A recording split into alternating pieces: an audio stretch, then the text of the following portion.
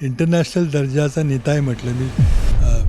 गल्ली छाप किंवा सडक छाप नेता नाही म्हटलं ही फार मोठी गोष्ट आहे. देवेंद्र फडणवीसांना एक सुसंस्कृत राजकारणी समजत होतो. कदाचित ती माझी तुम्हाला गैरसमज असेल. RSSचा अजेंडाच आहे. त्यांना हे बाबासाहेब आंबेडकरांचं संविधान मान्यच नाही आहे. इथं त्यांना वाटतं की आपण जर थोडे कमी पडलो तर आपण ही ऑपरेशन कमळ करू. प्रत्येक आमदाराची किंमत आम्हाला माहिती आहे आणि आमदार विकत घेऊ. 6 पक्ष असे सतत राहणं हे मला अवघड वाटते. त्यामुळे निदान 2 पक्ष तरी कुठेतरी विलीन होतील किंवा लुप्त होतील. आता कोण 2 पक्ष असतील किंवा 1 पक्ष कोण असेल आपल्याला सर्वांना माहिती आहे.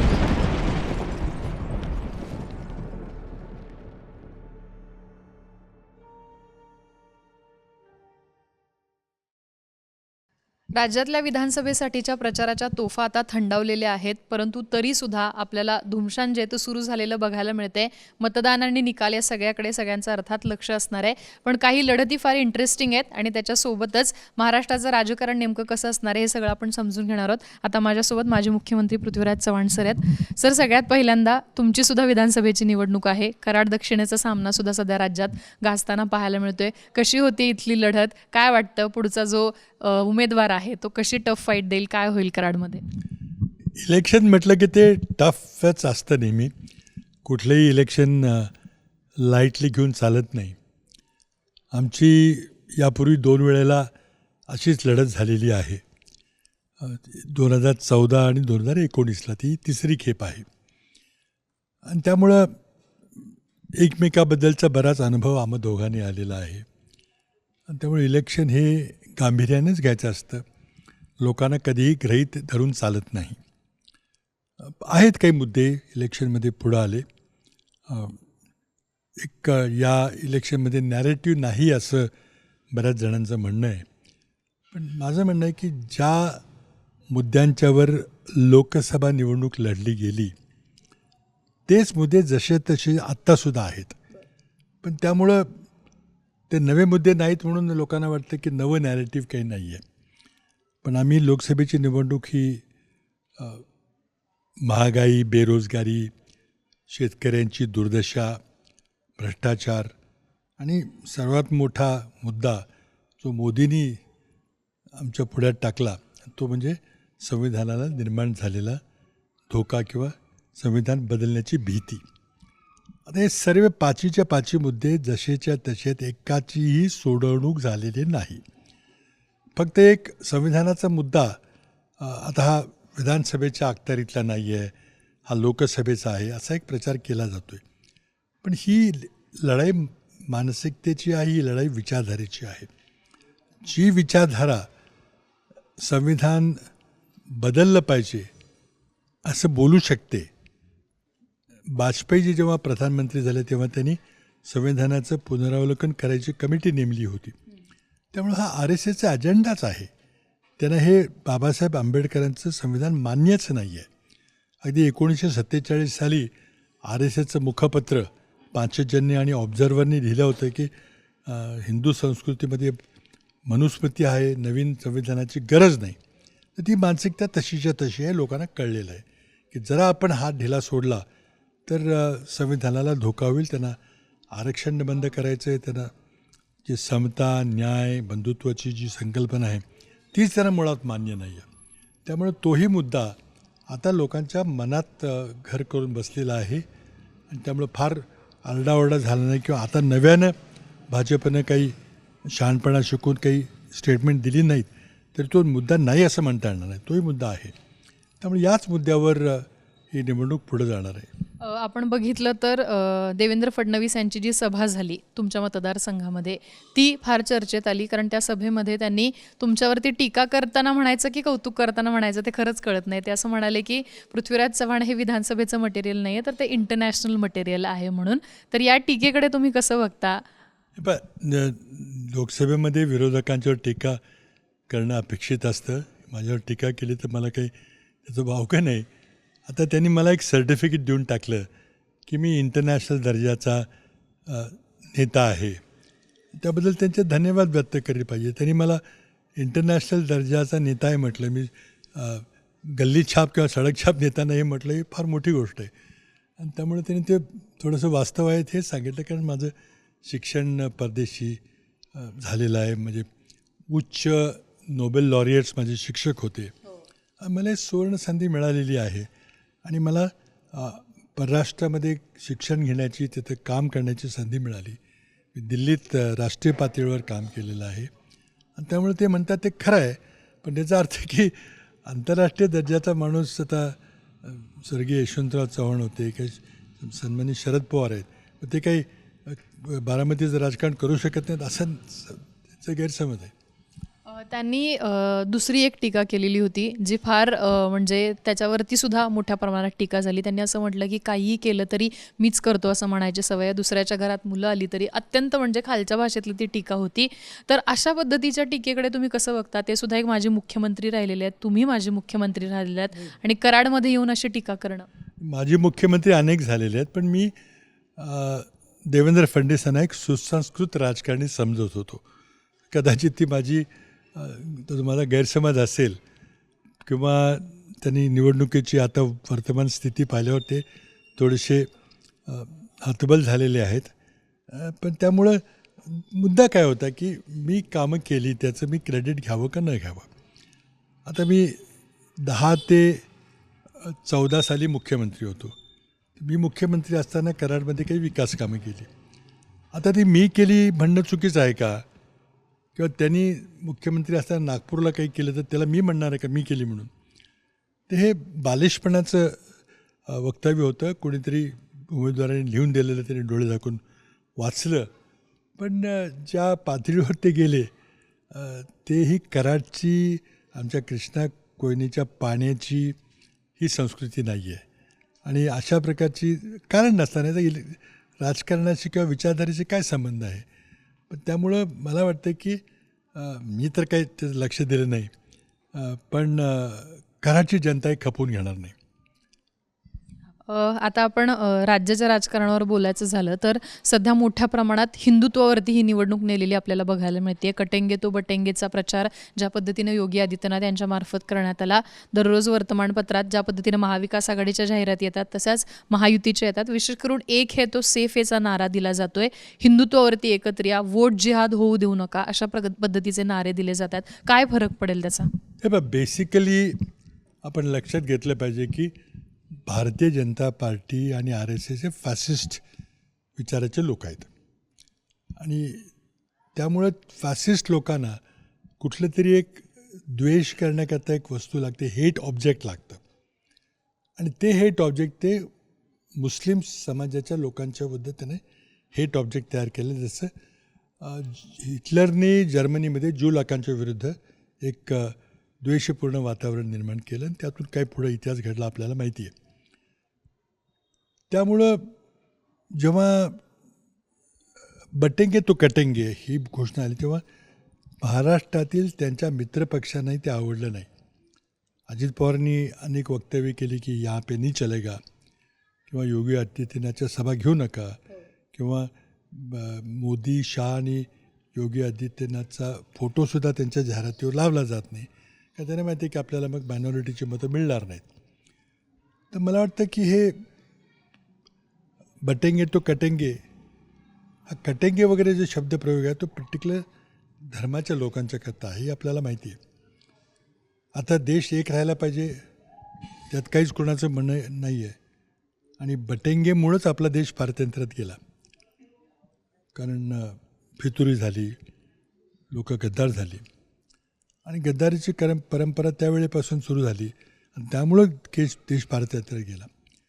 तर मला वाटतं हे फक्त कोणाला तरी डिवचण्याकरता, टोचण्याकरता आणि हिंदूंचं पोलरायझेशन करता अशा घोषणा दिल्या जातात. मोदींना जेव्हा लक्षात आलं की फार जास्त गंभीर आहे, पण त्यांनी थोडीशी ती बदलली, सेफ रहेंगे वगैरे. तर एक तर राहण्याची आहे, त्यात काय नवीन आहे. पण कारण आपण जर आपलं विभाजन झालं तर इतिहास आपल्याला साक्षी आहे. जेव्हा जेव्हा गद्दारी होते, फितुरी होते, तेव्हा देशाला धोका निर्माण होतो, राज्याला धोका निर्माण होतो. त्यामुळे एक राहायला पाहिजे यात काही दुमत नाही आहे. पण हे कटेंगे बटेंगे वगैरे हे जे इडियम आहे, ही जी वाक्यरचना आहे ती फक्त कुठल्या तरी धर्माचं त्याला आहत करण्याकरता आणि त्याच्या विपरीत मग इतर हिंदू धर्माला काहीतरी मतं वाढवण्याकरताचा प्रयत्न हा केवलवाणा प्रयत्न. महाराष्ट्र ही शिवछत्रपतींच्या आदर्शावर आम्ही सर्व धर्म समभावाचा जो शिवछत्रपतींचा आदर्श होता त्यावर महाराष्ट्राची निर्मिती झाली आहे. आणि त्यामुळे महाराष्ट्राच्या भूमीमध्ये मातीमध्ये अशा प्रकारचं द्वेषपूर्ण वक्तव्य चालणार नाही. म्हणूनच महायुतीच्याच बऱ्याच लोकांनी याचा निषेध केलेला आहे. आता मी सुद्धा महाराष्ट्राच्या अनेक भागांमध्ये फिरले तेव्हा मला असं जाणवलं की लाडकी बहीणचे ज्या पद्धतीनं हप्ते देण्यात आले त्याचा कुठंतरी महिलांवरती इफेक्ट पडलेला दिसला की आपल्याला ज्यांच्याकडून पैसे आलेले आहेत आपण त्यांना मतदान केलं पाहिजे. पण दुसरीकडं तुम्ही आता 3,000 रुपये देण्याचा निर्णय घेतलेला आहे. पण जे 1,500 रुपये ऑलरेडी दिलेले आहेत किंवा एक 7,000-7,500 रुपये लोकांपर्यंत पोहोचलेले आहेत ते कशा पद्धतीनं ह्याला टॅकल केलं जाईल आणि कशा पद्धतीनं, कारण महायुतीचा सगळा प्रचार हा मोठ्या प्रमाणात तिथं असलेला बघायला मिळतो की महिला वर्ग आमच्या पाठीशी उभा राहील कारण आम्ही पैसे दिलेत. कसं आहे की जेव्हा ही 1,500 रुपये प्रति महिना देण्याची घोषणा झाली, अर्थातच ती लोकसभेच्या पराभवानंतर त्यांना जिव्हारी लागला तो पराभव आणि त्यामुळे त्यांनी केली. तरी पण मी त्याचा विरोध केला नाही, मी त्याचं स्वागत केलं. कारण ही मुळात कल्पनाच आमची आहे. कर्नाटकमध्ये आम्ही अंमलात आणली, 2,000 रुपये दिले जातात. तेलंगणामध्ये आम्ही घोषणा केली, जिंकलो आणि ती योजना आम्ही अंमलबजावणी करतो आहे. उलट मी असं म्हटलं की 1,500 का किमान 2 तरी द्यायला पाहिजे होते, 2,000 तरी. नंतर आम्ही विचार केला की गेली 10 वर्ष महागाईनं जी कुटुंब मोडलीत सगळी, गॅस सिलेंडर 400हून 1,100 केलेत, डिझेल पेट्रोल 100च्या पार, 18% GST, तेलाचे दर, डाळीचे दर, म्हणजे जिनं असह्य झालेलं आहे. आणि 10 वर्ष महाराष्ट्राच्या भगिनींनी हे सोसलेलं आहे. त्यामुळं त्यांना कुठंतरी नुकसान भरपाई दिली पाहिजे. मुलांचं शिक्षण होत नाही, मुलांना कपडे लत्ते घेता येत नाही, मुलांना चांगलं आहार देता येत नाही कारण हात आखडलेला आहे. आणि म्हणून ही योजना आम्ही केलीच असती. जर ह्यांनी नसती केली तर आम्ही केलीच असते, कारण कर्नाटकात तेलंगणाचं उदाहरण आहे. पण आमच्या जाहीरनामा समितीचा आम्ही प्रमुख आहे, आम्ही तिन्ही पक्षांनी बसून चर्चा केली आणि शेवटी मग दिल्लीला आम्ही राहुल गांधी आणि खडगेजींच्या बरोबर चर्चा केली की फार मोठं 10 वर्षात महागाईच्या रूपानं किंवा दरवाढीच्या रूपानं लोकांच्यावर आघात झालेला आहे आणि त्याला कुठंतरी सावरण्याची गरज आहे. त्यामुळं मग 2,000नी भागणार नाही. आणि म्हणून आम्ही निर्णय घेतला की 1,500 नाही, 2,000 नाही, 2,100 नाही, तर मी 3,000 रुपये देणार. आता प्रश्न असा आहे की एका बाजूला 1,200-1,500 मिळत आहेत आणि दुसऱ्या बाजूला आमचं आश्वासन आहे, ते आम्ही लोकांना पटवून देऊ शकू का? तर त्याबद्दल आमचं एवढंच म्हणणं आहे की आम्ही ज्या ज्या ठिकाणी हे आश्वासन दिलं ते मी पूर्तता त्याची केलेली आहे. आता आमच्या कार्यकर्त्यांना जाऊन गॅरंटी कार्ड वाटावे लागतील, लोकांना जाऊन सांगावं लागेल की आम्ही खरंच 3 लाखापर्यंतची कर्जमाफी करणार आहे, युवकांना 4,000पर्यंत भत्ता देणार आहे किंवा 25 लाखाची आयुर्विमा योजना आम्ही आणणार आहे. हे आम्हाला 5 गॅरंटी आहेत, त्या आम्हाला वारंवार लोकांना पटवून द्यावे लागतील. आणि मला वाटतं की महाराष्ट्राचे लोक चांगले सुशिक्षित आहेत, ते कोणाची अंधश्रद्धा त्यांची कुणावर नसते. आणि आज बऱ्याच लोकांनी आम्हाला सांगितलं, बऱ्याच महिलांनी सांगितलं आम्हाला 1,500 नको, भीक नको, आम्हाला नोकरी द्या, आमच्या मुलांना नोकरी द्या. किंवा काहींनी सांगितलं की आम्हाला पैसे नकोत पण आम्हाला सुरक्षा द्या. त्यामुळे एवढे 1,500 दिले म्हणजे आपोआप मतं मिळतील हा गैरसमज आहे, ते काय होणार नाही.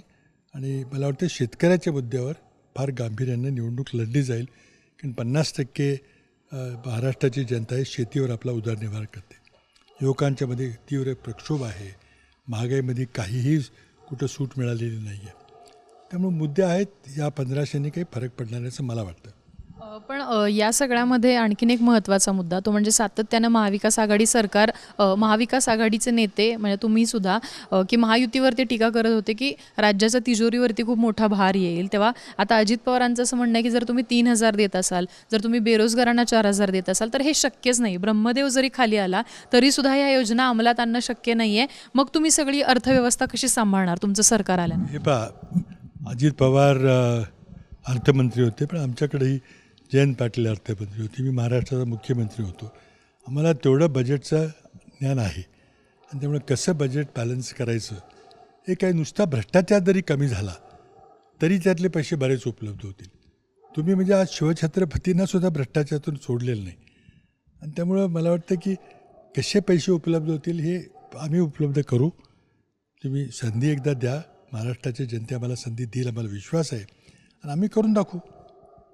तुम्हाला राज्यामध्ये एकंदर काँग्रेसची परिस्थिती काय दिसते? कुठला भाग असा आहे जिथं काँग्रेसला चांगलं यश मिळेल आणि काँग्रेस कुठून उभारी घेईल? किती आकड्यापर्यंत पोहोचू शकेल? एक नंबरचा पक्ष होईल?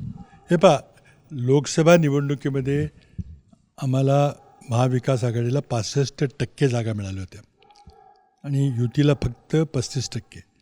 म्हणजे युतीचं 10 वर्षाचं प्रगती पुस्तक आपण पाहिलं तर महाराष्ट्राच्या जनतेनं युतीला फेल केलं. आता 65% आणि 35% जागा मिळाल्या. विधानसभेला असं काय घडलं आहे की त्यामध्ये परिस्थितीमध्ये फार मोठा फरक पडेल?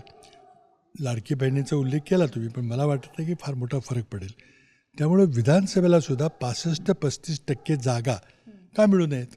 आणि त्या मिळाल्या तर आम्हाला 180च्या वर जागा मिळतील अशी आमची खात्री आहे. अगदी लाडक्या बहिणीचं डिस्काउंट करायचं असेल तर 170पर्यंत जागा यायला काही अडचण नाही आहे. आणि ज्याप्रमाणे लोकसभेमध्ये काँग्रेस हा सर्वात मोठा पक्ष होता, त्याचप्रमाणे विधानसभेमध्येही आम्ही सर्वात जास्त जागा लढवतो आहे. तर विधानसभेला देखील काँग्रेस पार्टी सर्वात मोठा पक्ष असायला काही हरकत वाटत नाही मला. पण या सगळ्यामध्ये मी महायुती असेल किंवा बाकीच्या सुद्धा अनेक नेत्यांशी कार्यकर्त्यांशी बोलते तेव्हा त्यांचं म्हणणं हेच आहे की जरी 150-155पर्यंत महाविकास आघाडी पोहोचली तरी त्यांच्यामध्ये इतकं वितुष्ट येईल किंवा जे अपक्ष असतील त्यांना घेऊन आम्ही सरकारमध्ये येण्याचा प्रयत्न करू आणि कितीही काही झालं तरी महायुतीचे नेते हे सरकार बनवतीलच. 2 गोष्टी आहेत की एक तर तुम्ही सारखं 2-3 महिन्यापासून की तुमचा मुख्यमंत्री कोण विचारताय. तर मुख्यमंत्री विजय पाटीलच विचारलं जातं, पडणाऱ्या पार्टीला कोणी विचारत नाही. त्यामुळे मीडियाने एक ठरवलं की महाविकास आघाडी जिंकणार आणि मग त्यांचा मुख्यमंत्री कोण हा स्वाभाविक प्रश्न येतो आहे. पण मला वाटतं की काही आमची भांडणं होणार नाहीत. अगदी अतिशय स्मूथली 2019ला जेव्हा मी महाविकास आघाडी स्थापन केली, कुठली कुरबुर न करता आम्ही उद्धवजींना मुख्यमंत्री केलं, कारण त्यांच्या सर्वात अधिक विधिमंडळाच्या जागा होत्या. तर त्यामुळे काहीच कोणी बोललेलं नाही की नाही आम्हाला द्या, हे करा. तर त्यामुळे तसं काही होत नाही. फक्त आता प्रश्न एवढाच आहे की त्यामध्ये आपण जे म्हटलं की तरी आम्ही करू, काय झालं की त्यांनी आमदार फोडायला 50-50 कोटीचा विषय केला. आता जर समजा 5-10 आमदार कमी पडले तर त्यांचा आकडा 100-100 कोटीपर्यंत जाईल. त्यामुळे ती शक्यता आहे की ऑपरेशन कमळ होऊ शकेल का? कुठल्याही राज्यामध्ये आपण जर अलीकडे पाहिलं तर ऑपरेशन कमल केल्याशिवाय त्यांना सत्तेत येता आलेलं नाही. इथं त्यांना वाटतं की आपण जर थोडे कमी पडलो तर आपण ही ऑपरेशन कमल करू. प्रत्येक आमदाराची किंमत आम्हाला माहिती आहे आणि आम्ही आमदार विकत घेऊ. पण आता हे ऑपरेशन जर अशा पद्धतीने झालं 23 तारखेनंतर तर त्याच्यासाठी महाविकास आघाडी आणि काँग्रेस कशी तयारी करेल? आपल्या आमदारांना ठेवणं जपून किंवा जास्तीचा आकडा आला तर त्यांना बांधून ठेवणं, या सगळ्या गोष्टी. हे सगळं नेहमी होतंच. दर निवडणुकीनंतर सरकार बनवताना या सगळ्या गोष्टी कराव्या लागतात. 2019ला आमचे सगळे आमदार घेऊन आम्ही जयपूरला गेलो होतो. ते सगळं होईल. पण तो खरं म्हणजे एक दुर्दैवी बाब आहे की जे सत्तांतर पक्षांतरामुळं झालं आणि त्यामध्ये निश्चितच पक्षांतर बंदी कायदा मोडला गेला.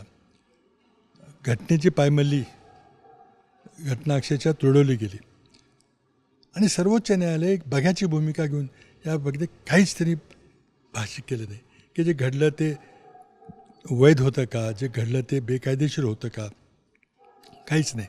त्यामुळे पुन्हा अशा घटना घडायला वाट मोकळी आहे आणि हे अत्यंत दुर्दैवी अध्याय चंद्रचूड यांच्या नेतृत्वाखाली सर्वोच्च न्यायालयानं पाहिला. आणि त्यामुळे कुठेतरी स्पष्टता यायला पाहिजे होती की पक्षांतर बंदी कायदा म्हणजे काय. आता पुन्हा असं पक्षांतर होईल, मग त्या लोकशाहीला काही अर्थ राहणार नाही.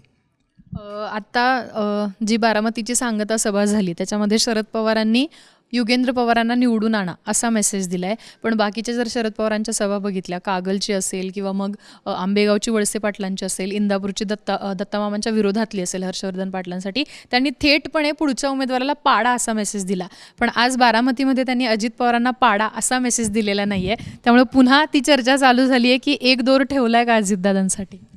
आता हे पाडा निवडून आणा हे सिमॅन्टिक्सचा भाग आहे, शब्दरचनेचा भाग आहे. मला वाटतं तसं काय असेल तर ते करायला ह्या शब्दामुळं काही बंदी असं नाही आहे, त्यांना जेव्हा करायचं असेल ते करतील. परंतु मला वाटतं की बारामतीची निवडणूक निश्चितच चुरशीची आहे आणि लोक काय ठरवतील ते आत्ता सांगणं अवघड आहे. पवारसाहेबांनी प्रचंड ताकदीनं सभा घेतलेल्या आहेत आणि मला विश्वास आहे की त्यांचा विश्वास आहे की बारामतीला योगेंद्र पवार निवडून येतील. आता कुणाला पाडा निवडून आले तर दुसरा पाडतो, आपोआप पडतोच. त्यामुळं त्याची स्पष्ट नाव घेण्याची त्यांनी टाळलं असेल मला वाटतं की. त्यामुळे त्यात काही फार रीड करण्यासारखं नाही आहे.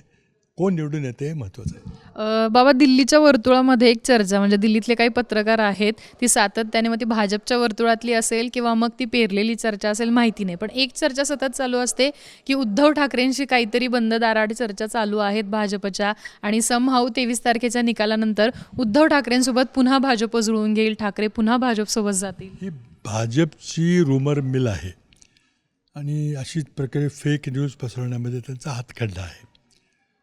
त्यांना जर उद्योजनात जायचं असेल तर निवडणुकीपूर्वी ते जाऊ शकले असते आणि त्यांना जायचं, पण ते जो बिटरनेस त्यांच्यामध्ये आहे भाजपमध्ये आणि शिवसेनेमध्ये, त्यामुळे अशा प्रकारचं काही घडेल तर मला स्वतःला वाटत नाही. ही फक्त रूमर मूल संभ्रम निर्माण करता भाजपच्या IT सेलने चालवलेली चर्चा आहे. महायुतीमधल्या 3 पक्षांमध्ये काय वाटतं, कुठला पक्ष असा आहे की जो सगळ्यात कमी जागा येऊन घेणारा ठरेल किंवा कुठल्या नेत्याचं राजकीय भविष्य जे आहे ते या निवडणुकीनंतर पूर्ण बदलून जाईल? ते आपल्याला सर्वांना माहिती आहे, तर त्याचे उच्चार करण्याची काही गरज नाही. मी मागं लोकसभेच्या वेळेला म्हटलं होतं की 6 पक्ष असे सतत राहणं हे मला अवघड वाटतं आहे. त्यामुळे निदान 2 पक्ष तरी कुठेतरी विलीन होतील किंवा लुप्त होतील. ते अजूनही मला वाटतं की तसं होईल. आता कोण 2 पक्ष असतील किंवा 1 पक्ष कोण असेल आपल्याला सर्वांना माहिती आहे. आता त्याचा उच्चार करायची काही गरज नाही. देवेंद्र फडणवीस यांचं राजकीय भविष्य तुम्हाला काय दिसतं? सातत्याने चर्चा होते की कधी दिल्लीत जातील किंवा मागे असं म्हणाले की मला मुख्यमंत्रीपदामध्ये आता रसच राहिलेला नाही. महायुतीचे 3ही नेते म्हणालेत ॲक्च्युली की आम्हाला मुख्यमंत्रीपदामध्ये रसच राहिलेला नाही आहे. पण देवेंद्र फडणवीसांनी गेल्या 2 ते 3 दिवसांमध्ये खूप आक्रमक प्रचार केला, हिंदुत्वावरती जास्ती जोर दिला आणि इतके आक्रमक ते गेल्या काही दिवसात दिसले नाहीत. विशेष करून त्यांनी काँग्रेसला टार्गेट केलं, शरद पवारांना थोडं साईडलाईन केल्याचं दिसलं.